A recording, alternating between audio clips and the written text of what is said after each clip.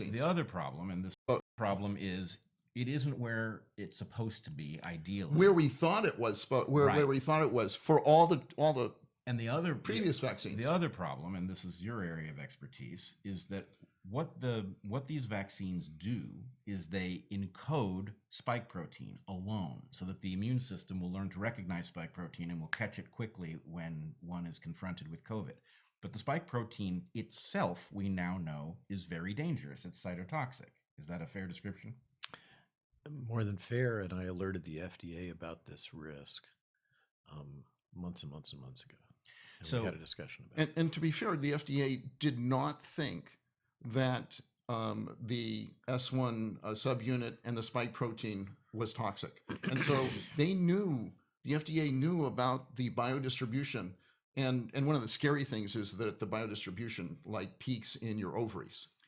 And So just to nail the point home, they did know. they did Okay. know. I did send them the manuscripts.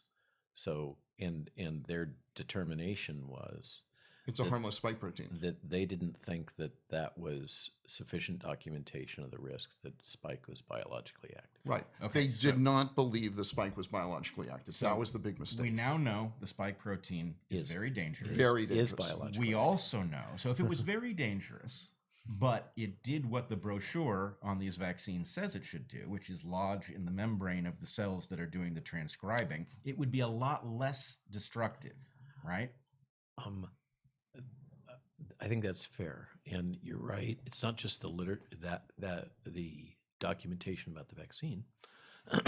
It's the prior literature that was put out by the people that developed it, that developed these clones. So they were aware that there was a risk of spike being biologically active and having adverse events if it did not stay stuck to the cells that were transfected, that got the RNA and made it. Okay, and they used a genetic engineering method of putting a transmembrane domain on it to ensure that it stayed anchored and stayed put.